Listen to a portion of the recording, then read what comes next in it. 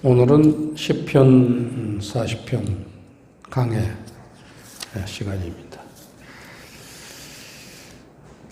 2절에 나오는 나를 기가 막힐 웅덩이와 수렁에서 끌어올리시고, 여기에서 오늘 말씀의 주제를 기가 막힐 웅덩이와 수렁이라는 그런 제목을 잡았습니다. 우리는 이 살면서 기가 막힐 웅덩이와 수렁에 해당되는 그러한 어려움과 고난을 쉴 새 없이 우리가 경험하면서 살고 있습니다. 예수 믿으면 축복을 받는다. 그 말은 불변입니다. 틀림없는 하나님이 복을 주시기 위해서 우리를 불러주시고 인도하시고 함께 하십니다.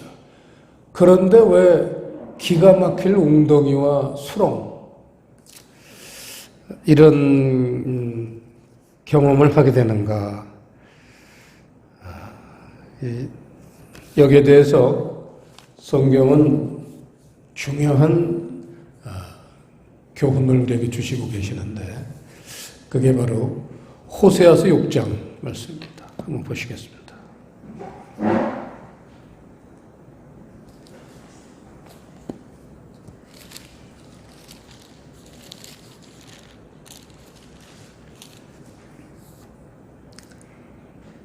구약 1260페이지 호세아서 6장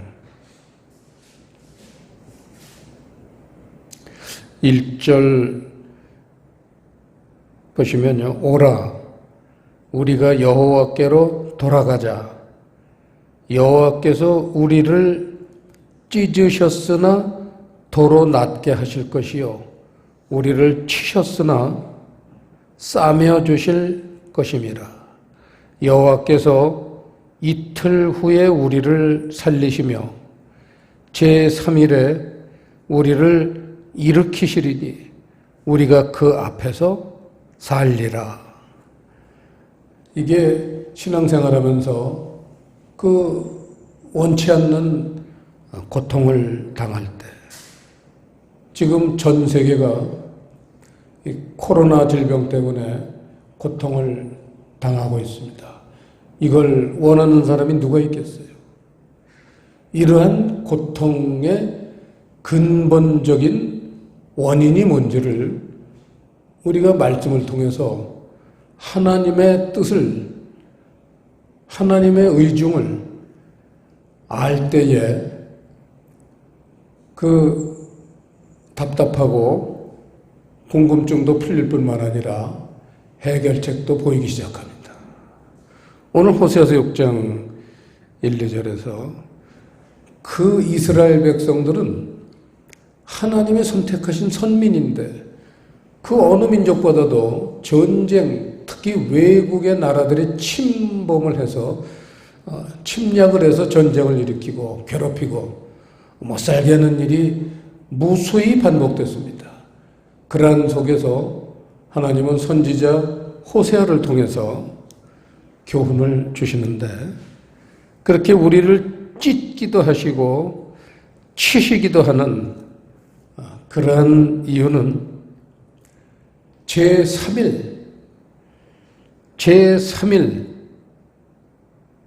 우리를 살리시는 게 목적이다. 제3일이라는 것은 부활 생명입니다. 교회 다니는 사람들이 그토록 꿈을 꾸는 천국 가는 그런 꿈, 그거는 부활 생명을 하나님으로부터 얻은 자만이 누릴 수 있는 특혜입니다. 이거를 위해서 하나님은 이틀이라는 것은 연단이요 고난의 시간입니다. 연단과 고난의 시간 없이 부활 생명이 그냥 입을 벌리면 떡이 들어오듯이 걷어생기는 게 아닙니다. 교회 다닌다고 걷어생기는 게 아닙니다. 직분 받는다고 걷어생기는 게 아닙니다. 그래서 오늘은 이러한 대주제, 하나님 말씀의 부활 생명이라는 이 대주제, 이거를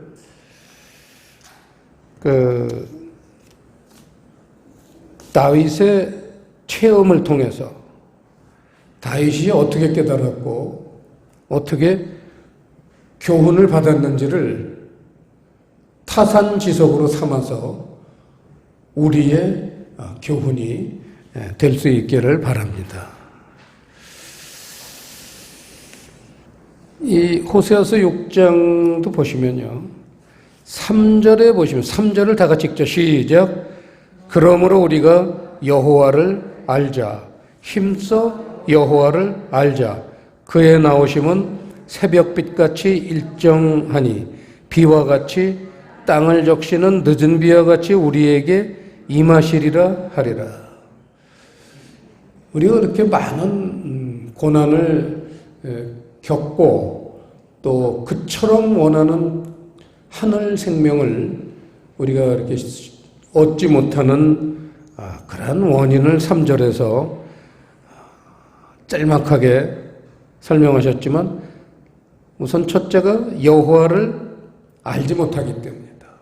우리가 하나님 세계를 아는 것 같아도 수박 겉핥기식으로 껍데기만 하는 거예요. 하나님 나라를.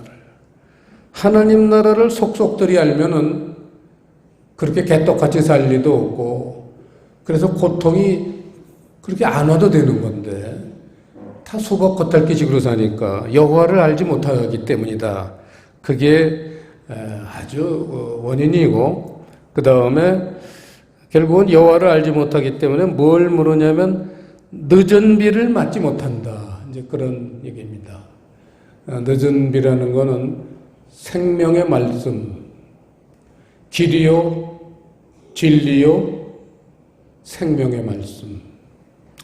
이 생명의 말씀이 우리에게 깨달아지지 않기 때문에 헤매고 사는 그런 어리석은 인생의 모습을 우리가 스스로 돌아볼 수 있습니다. 그래서 오늘은 누구보다도 그러한 고난을 많이 겪었던 다윗의 예를 한번 살펴보려고 합니다. 자, 다윗은 2절에서 나를 기가 막힐 웅덩이와 수렁에서 이렇게 자기 그런 고통받는 삶을 이렇게 고백을 하고 있습니다. 우리가 잘 알듯이 이 웅덩이나 수렁, 이 깊은 수렁에서는 스스로 빠져나올 수가 없습니다. 빠져나오려고 허우적거리면요, 더 깊이 빠져들어요. 이 수렁에 빠진다는 거는요, 헤어날 수 없는 거예요. 그러나 우리 믿는 자들은 그러한 질곡에서도 한 가지 희망이 있는 게 우리에게는 하나님이 계시기 때문입니다. 그래서 2절에도 보시면 나를 기가 막힐 웅덩이와 수렁에서 끌어올리시고, 하나님이 나를 그런 질곡에서 건져주신 그런 많은 경험을 지금 노래하고 있습니다. 자, 그러면 하나님이 우리를 그런 고통 속에 빠져들게 하시는 게 하나님의 본심이냐, 이 부분에 대해서 우리가 의심이 조금이라도 있으면 안 됩니다. 정말 그 죽을 그런 고비를 넘기면 때로는 하나님을 원망하기도 되고, 그것이 계기가 돼서 하나님을 멀리하는 그러한 기회가 될 수도 있습니다. 예레미야서 29장 한번 보시겠습니다. 10절, 11절, 1096페이지 10절, 11절 시작. 나 여호와가 이같이 말하노라. 바벨론에서 70년이 차면 내가 너희를 권고하고 나의 선한 말을 너희에게 실행하여 너희를 이곳으로 돌아오게 하리라. 나 여호와가 말하노라. 너희를 향한 나의 생각은 내가 아나니 재앙이 아니라 곧 평안이요 너희 장래에 소망을 주려 하는 생각이라. 이스라엘 백성들, 하나님의 민족이 이방인 바벨론한테 70년간 정복을 당해서 노예 생활을 했었습니다. 그 70년간 얼마나 이스라엘 백성들이 하나님께 원망도 하고 눈물도 흘렸고 서러움을 토했겠습니까? 그래서 그 바벨론 포로로 끌려간 이스라엘 사람들 중에는 상당 부분이 하나님이 이제 돌아가신 게 아니냐. 우리 하나님 백성을 이렇게 70년, 3대, 4대에 걸쳐서 노예 생활을 하고 죽어가고 언제 해방될 기미는 전혀 없고 한 치 앞을 내다볼 수도 없는 그러한 웅덩이와 수렁 속에서 이스라엘 백성들이 신음하고 있을 때 하나님이 그때 뭐라고 그러셨냐면 하나님의 생각은 재앙이 아니라는 거예요. 평안이라는 거예요. 그리고 너희 장래에 소망을 주려 하는 생각 때문에 그런 일을 하셨다는 거예요. 이런 하나님의 깊은 그러한 뜻을 오늘 우리가 알아봐야겠죠.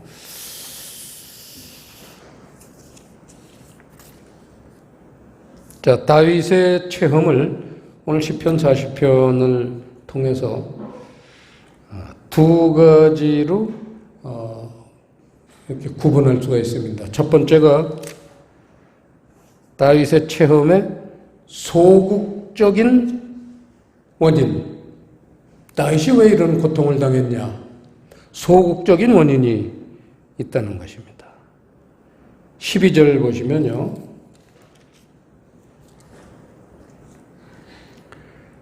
무수한 재앙이 나를 둘러싸고, 다윗은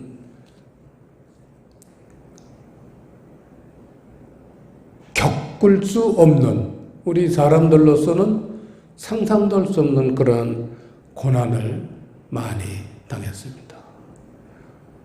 왕으로 잘 모시고 있는데 왕이 늘 창으로 또 칼로 찔러 죽이려고 질투를 해서 찔러 죽이려고 했고 또 잘못도 많이 범했고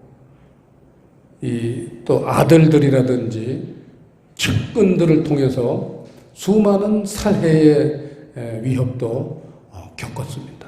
그런 많은 고통을 통해서 무수한 재앙이 나를 둘러쌌다. 다윗의 재앙은 우리가 상상할 수 없을 만큼 재앙을 많이 겪으신 분입니다. 그런데 다윗이 이런 재앙을 겪을 때마다 어떻게 그걸 이해했느냐? 나의 죄악이 내게 미침으로 이렇게 고백을 했다는 거예요.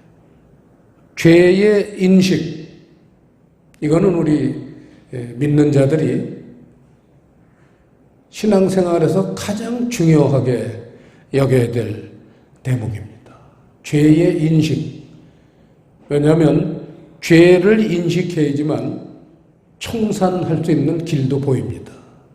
아예 인식조차 못하고 그냥 죄 속에서 우리가 빠져 있으면요, 청산할 수가 없습니다. 그 나의 죄악이 어느 정도 되느냐? 나의 죄악이 내게 미침으로 우러러볼 수도 없으며 하나님을 쳐다볼 수도 없다는 거예요. 부끄러워서. 죄가 나의 머리털보다 많음으로 이렇게 죄를 고백하고 있습니다. 여러분, 실제로 다윗을 생각해 보세요. 다윗이 지은 죄가 뭐 얼마나 많길래 머리털보다도 많겠습니까? 그럼 그 말이 과장된 걸까요? 다윗이 하나님 앞에서 과장하고 있습니까? 용서받으려고? 불쌍히 여김 받으려고 과장하고 있을까요? 결코 그렇지 않을 겁니다. 그게 무슨 얘기냐? 우리도 마찬가지예요. 행동으로 짓는 죄는 머리털보다 많지는 않을 수가 있어요. 하지만 우리가 생각으로 짓는 죄, 시시각각으로 온종일, 매일, 평생 그 마귀가 에덴 동산에서 우리 생각과 마음속에 심어놓은 그 죄악의 뿌리, 그거를 청산하지 못한 채 신앙생활을 우리는 시작했고, 신앙생활하면서도 회개는 한다고 하지만 그런 죄의 뿌리를 뽑아내는 청산 작업은 하지 못하고 살아요. 여러분 자신들 마음속을 한번 들여다보세요. 그런 그 수많은 생각으로 짓는 죄들, 그거는 머리털보다도 많습니다. 누구나 마찬가지예요. 그거를 청산 못하고 살잖아요. 그 청산한 사람 몇 있습니까? 정말 극한 웅덩이와 수렁에 빠져서 죽을 고비를 넘기지 않으면요, 그런 죄의 뿌리, 자대구레한 그 수많은 죄의 생각들, 뿌리 못 뽑습니다. 그런 엄청난 수렁에 빠졌을 때야 아이고 내가 죽나보다 하고는 그런 죄를 청산하고 말아야 되겠다는 그런 결단이 드디어 서요. 그런 결단이 쓸 때에 하나님이 도우십니다. 아무 때나 도우시는 게 아니에요. 그냥 잘못했습니다 하고 뭐 기도하면서 회개했다고 그게 뿌리 뽑아주지 않아서. 왜냐하면 우리 기도하고 나서 자기 자신 변한 게 있어요. 1년, 10년, 수십 년 신앙생활하면서 뽑아진 거 있어요? 없잖아요. 그럼 기도가 잘못된 거예요? 기도는 잘못될 수가 없잖아요. 결단이 없었던 거예요. 이게 우리 신앙생활이 형식적이고 수박 겉핥기식의 신앙생활이라는 게 드러나는 겁니다.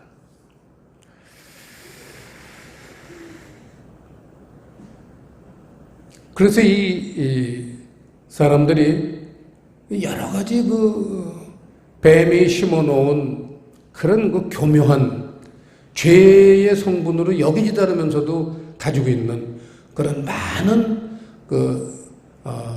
그런 죄의 풍요한 생각들 때문에 그게 오히려 사회생활 하는데 그게 바탕이 되고 힘이 될 수가 있어요. 그 힘으로 나가서 돈도 벌지만 사실은 그런 죄된 성분을 가지고 돈도 벌고 또 마찬가지로 신앙생활도 하고 있지 않나 한번 생각해 봐야 됩니다. 근데 그런 생각들로 가득 찰 때는 우리의 생각이 뭐 부족한 게 없어요. 뭐 갖고 싶은 게 별로 없습니다. 여러분 신앙생활 하면서 그 하나님께 뭐 정말 꼭 갖고 싶은 게 있어요? 그냥 돈이나 많이 주고 그냥 건강해라 해주신 거 이거 말고는 뭐 갖고 싶은 거 있어요? 이런 수준이에요. 근데 17절 보시면요, 다윗은 이런 죄에 대한 인식과 청산을 해야 되겠다는 결단을 통해서 얻는 마음이 있어요. 그게 17절에 보면 나는 가난하고 궁핍하오나 이거를 이제 배운 거예요.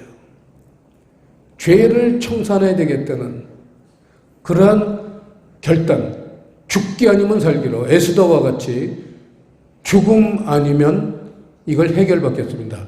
이런 그 죽고 살기 결단으로 이 생각 속에서 맴돌고 있는, 그러면서도 뿌리치지 못하고 평생을 가지고 사는 이 죄의 뿌리들을 청산해야 되겠다는 결단을 내릴 때, 그때서야 자기 자신이 얼마나 마음속이 텅 비고 가난하고 궁핍한 거를 압니다.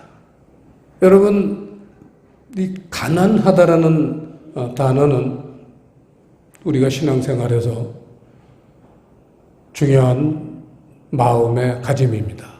우리가 잘 아는 마태복음 5장 산상수훈을 잠깐 보겠습니다. 예수님이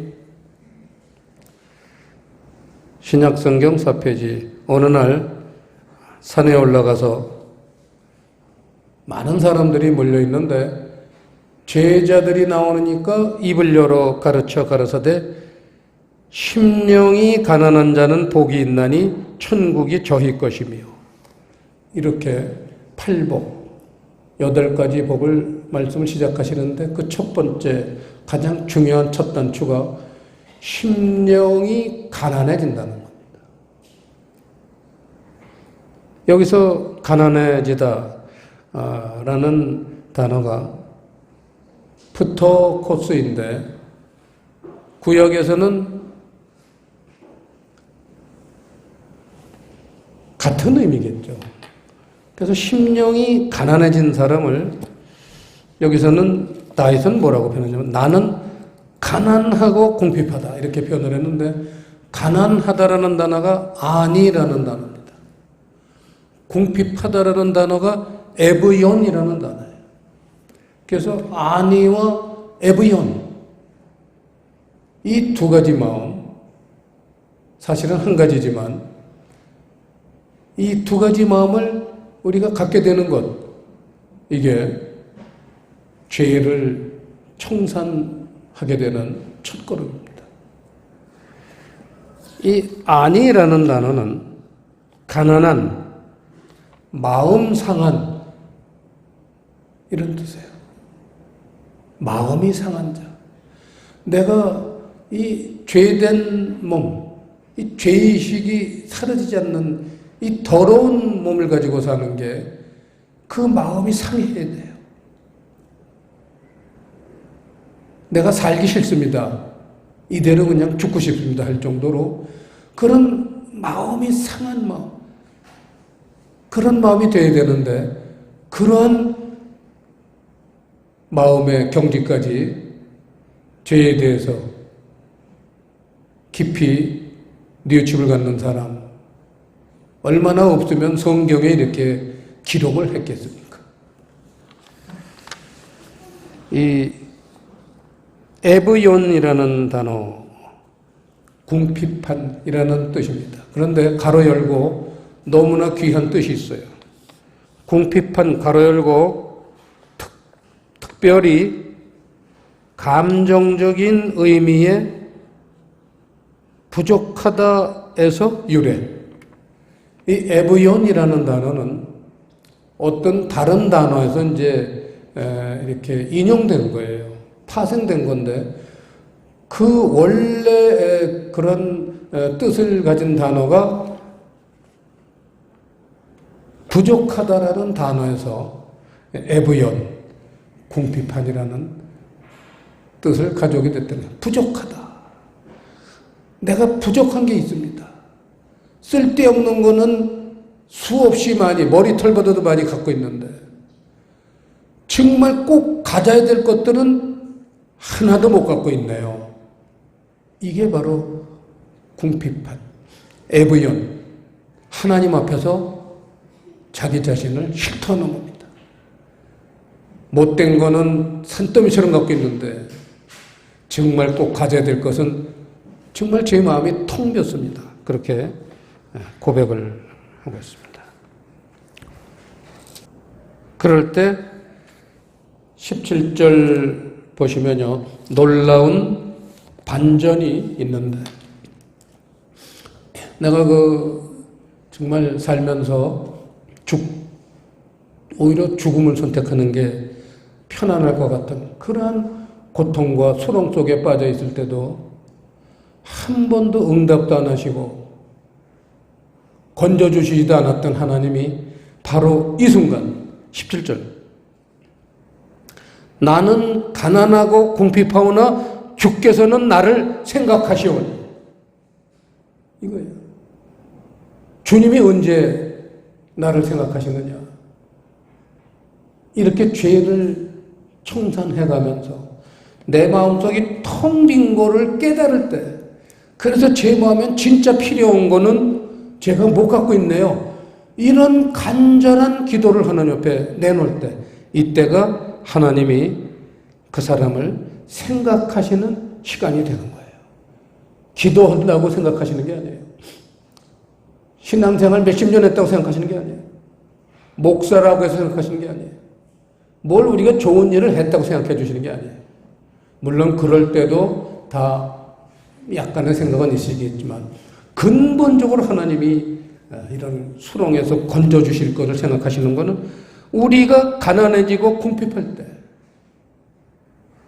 그래서 이러한 모습이 될 때 하나님이 나를 생각하시고 주는 나의 도움이시요, 이때서야 이제 하나님이 도와주시는 분으로, 건지시는 자신이라, 건지시는 분으로 등장하시는 겁니다. 그래서 나의 하나님이여 지체하지 마소서, 이제 희망이 생기는 거예요.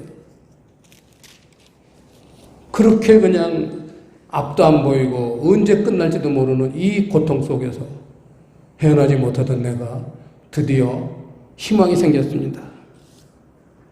그래서 1절 이제 시작하는 거죠. 내가 여호와를 기다렸더니 인내하고 기다렸더니, 그런 얘기죠. 귀를 기울이사, 드디어 하나님이 귀를 기울이시는 거예요. 그렇게 내가 울부짖어도 대답 안 하시던 하나님이 이제 귀를 기울이시고 나의 부르짖음을 들으셨도다. 드디어 내 고통을 들으시는 거예요. 그래서 나를 기가 막힐 웅덩이와 수렁에서 끌어올리시고 드디어 이제 나를 살려주시는 거예요. 그 수렁에서 끌어올려 주십니다.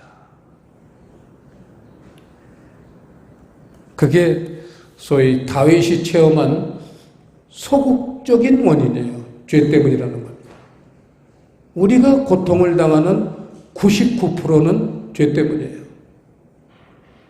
그래서 다윗이 시편 109편 71절에 내가 고난받은 것이 내게 유익이라, 내가 이로써 주의 율례를 배우게 되었나이다.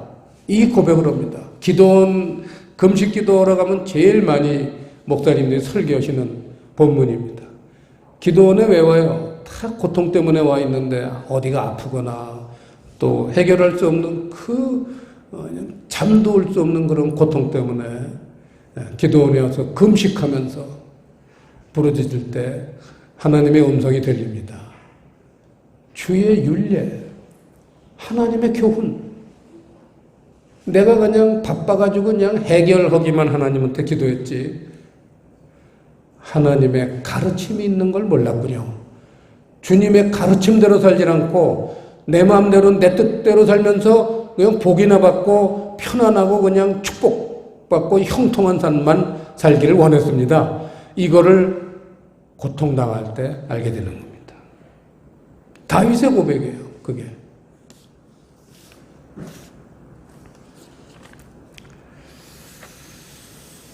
자, 이제 두 번째, 다윗의 직접적인 원인, 간접적인 원인이, 소극적인 원인이 죄의 문제라고 했다면은 이제 적극적인 원인이 있어요. 왜 하나님이 고통을 주셨는지, 그게 이제 100% 중에 1%에 해당하는 겁니다.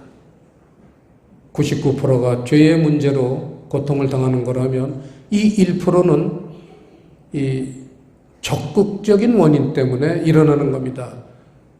이 1%는 인류 중에 1%에게만 깨달음이 와요. 해당이 와요. 99%는 누구든지 고통을 당하면서 벗어나려고 그러다가 죄를 깨닫고 고치고 하나님께 구원을 받습니다. 이거는 다윗만 체험하는 건 아니에요. 우리 많은 믿는 사람들 간증이 전부 그거 아니에요. 제가 죽을 구덩이에서 제가 깨닫고 고쳤더니 하나님이 건져주셨습니다. 이런 간증들은 교회마다 얼마나 많습니까? 그거는 많은 사람들이, 99%의 사람들이 체험할 수 있지만 지금부터 말하는 이 1%, 고통에서 건전받았다고 천국 생명, 부활 생명 받는 건 아니란 말이에요. 이 1%는 부활 생명을 얻게 하시려고 호세아서 6장에서 말했던 하나님의 궁극적인 사람들에 향한 목표, 이거를 달성하기 위해서 하나님이 만들어 놓으신 길입니다. 그걸 다윗은 발견했어요. 2절에 보시면요, 나를 기가 막힐 웅덩이와 수렁에서 끌어올리시고, 이거는 누구나 겪는 일이에요, 사실은. 근데 그 다음에 이제 다윗은 1%에 해당되는 사람입니다. 그 다음 시작. 내 발을 반석 위에 두사 내 걸음을 견고케 하셨도다. 이겁니다. 하나님이 우리를 고통 가운데 빠지고는 건져주시지도 않는, 못 본 척 하시는 그런 궁극적인 목표는 내 발을 반석 위에 두사 내 삶을 하늘 말씀, 영의 말씀, 진리의 말씀으로 살아가게 하시려는 것. 이게 고통의 원인이라는 겁니다. 그래서 내 걸음을 견고케 하셨도다. 흔들리지 않고 환경이나 어떤 유혹에도 이제는 흔들리지 않고 철로 역정에 거기 주인공처럼, 그 주인공 이름이 미스터 진실하네. 미스터 진실씨, 진리잖아요. 진리를 깨달은 사람, 이게 철로 역정의 주인이에요. 수많은 유혹이 와도 그걸 다 뿌리치고 마침내 천국에 도달하는 사람은 진실씨, 진리를 깨달은 자. 그게 바로 나를 내 발을 반석 위에 두사, 그거예요. 멋있잖아요. 그리고는 그렇게 반석 위에 선 사람이 이제 뭘 할 수 있느냐. 여러분 3절 보세요. 놀라운 단어가 하나 나옵니다. 그게 뭐냐? 새 노래를 부를 수 있어요. 새 노래를 부르자. 하도 오래돼서 이제는 잘 못 부르겠네. 하나님께 뭐죠? 하면 누가 불러봐요. 그게 바로 이 시편 40편을 노래 부른 거예요. 나를 깊은 웅덩이와 수렁에서 건져내신, 그러면서 새 노래를 부르자. 하나님께 올릴 찬양을 그랬잖아요. 새 노래가 뭐예요, 여러분? 새 노래가 뭐예요? 새로운 찬송가 집에, 복음성가 집에 새로 올린 찬송이에요? 새 노래가? 새 노래가 뭐예요? 반석 위에 쓴 사람이 하나님 세계를 제대로 보고 제대로 이제 진실한 마음이 우러나와서 부르는 찬양, 새 노래. 이를테면 새 노래는 누구만 부를 수 있습니까? 새 사람만 부를 수 있는 거예요.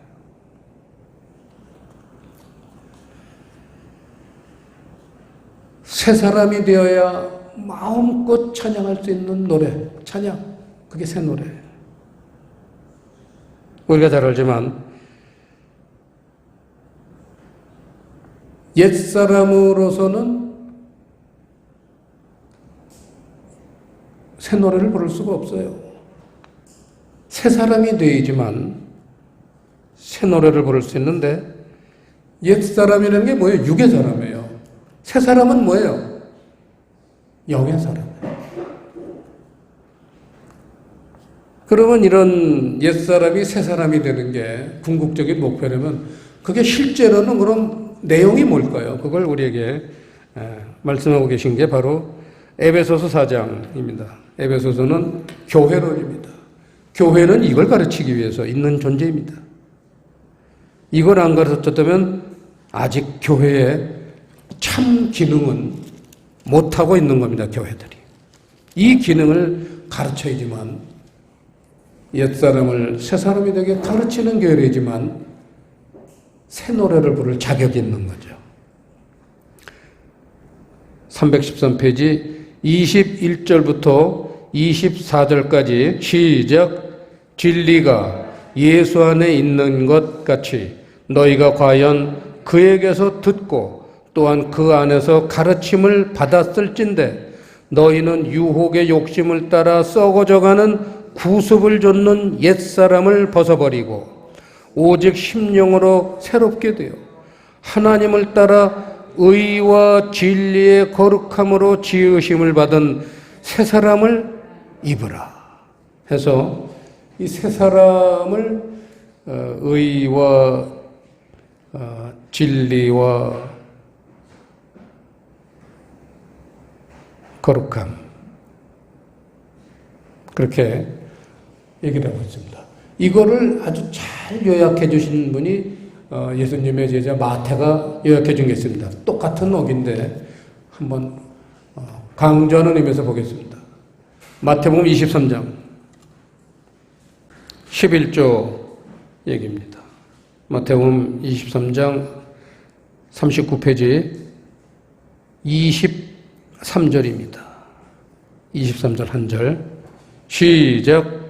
화 있을진저 외식하는 서기관들과 바리새인들이여 너희가 박하와 회향과 근체의 11조를 들이되 율법에 더 중한 바 의와 인과 신은 버렸도다. 그러나 이것도 행하고 저것도 버리지 말아야 할지니라. 이것도 행하고 저것도 버리지 말아야 할지니라고 겸손하게 주님이 말씀하셨지만 이것으로 시작해서 사실은 저것으로 목표를 세워야 된다. 그 얘기를 그렇게 겸손하게 표현하신 겁니다. 눈에 보이는 11조로 신앙생활을 시작하되 궁극적인 거는 하나님이 뭐 돈이나 무슨 예물 바라시는 게 아니라 궁극적인 우리 마음에서 나오는 11조. 그게 의와 인과 신이라고 그랬는데 그걸 오늘 본문과 대조해 보세요. 시편 40편 10절 보세요. 10절 보시면요. 내가 주의 의를 내 심중에 숨기지 아니하고 여기 의가 나왔죠. 주의 성실과 구원을 선포했으면 내가 주의 인자와 진리를 대회 중에서 은희치 아니하였나이다. 인자와 진리를 감추지 않았습니다. 있으니까 사람들한테 보여줄 수가 있는 거죠. 내 속에 그 죄를 청산하고 하나님 나라 걸 받으려고 간절히 부르짖었더니 의와 인과 신, 믿음, 신이라는 건 믿을 진짜인데 여기서는 진리죠. 의와 인자와 진리잖아요. 의와 인자와 진리. 이게 다윗이 죄를 청산하고 하나님께 적극적으로 받아낸 하나님 세계가 바로 그겁니다. 의와 인과 신. 의와 인자와 진리. 인자는 사랑이죠. 의와 인자와 사랑. 이거를 다윗이 받아냈다는 거죠. 결론입니다. 결국은 이 다윗은 6절, 7절이 사실은 결론이에요.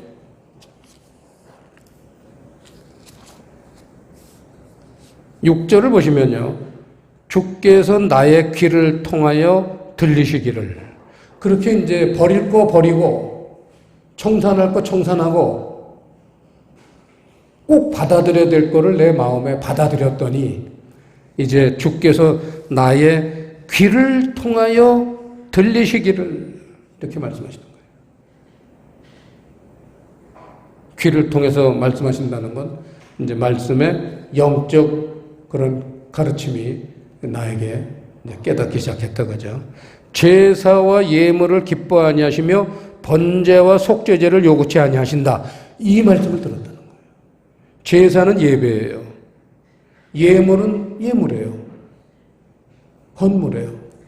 예배와 헌물을 기뻐하지 아니하시고 번제와 속죄제, 번제라는 건 희생제잖아요. 희생제. 내 몸을 불살라서 하나님에게 희생하는 그런 자세. 하고 속죄제, 잘못했습니다를 고백하는 죄. 그런 걸 하나님이 요구하지 않으신다. 이게 무슨 얘기예요, 이게? 내가 이제 버릴 걸 버리고 받을 걸 받았더니 형식적인 그러한 예배와 형식적인 기도, 형식적인 신앙생활, 이거는 하나님이 기뻐하시지 않는다는 것을 아셨다는 겁니다. 형식적인 거는 게 뭐예요? 육적인 이런 뜻이에요. 육적인 삶. 그거를 하나님이 기뻐 아니하시고 7절. 그때 내가 말하기를 내가 왔나이다. 이게 결론이에요, 사실은요. 내가 왔나이다. 이게 우리 한글은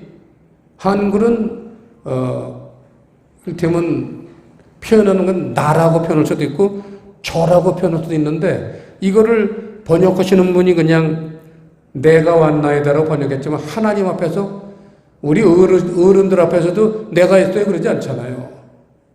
제가 할까요? 그러죠. 제가 왔습니다. 이게 제가 왔습니다라고 번역이 됐어야 되는 건데 내가 왔습니다 라고 번역을 하니까 여기서 맥히는 거예요, 사람들이. 제가 왔습니다. 어떤 저예요? 이거는 존재의 변화가 있었던 나예요. 지금까지 우리가 다윗의 소극적인 그런 적극적인 원인을 통해서 크게 회심한 사람, 그러한 죄가 왔습니다. 하나님은 제사를 원하고 예물을 원하는 게 아니라 너를 원한다, 너. 죄가 왔습니다. 그렇게 변화된 이걸 하나님이 원하신다는 거 멋있잖아요. 정말 하나님은 눈물 나게 보시는 분입니다. 존재의 변화. 하늘 사람 되시기를 원하신다는 것 잊지 마시기 바랍니다. 기도하시겠습니다. 아버지 하나님, 오늘 시편 40편을 통해서 하나님이 어떠한 모습으로 우리가 변화되기를 원하시는지를 알려주셨사오니 성령님 도와주셔서 우리 모두가 이 어려운 길을 잘 인내하고 참고 기다려서 모두들 성취하는 하나님의 복된 자녀들이 되도록 인도해 주시옵소서. 감사를 드리오며 예수님 이름으로 기도드리옵나이다.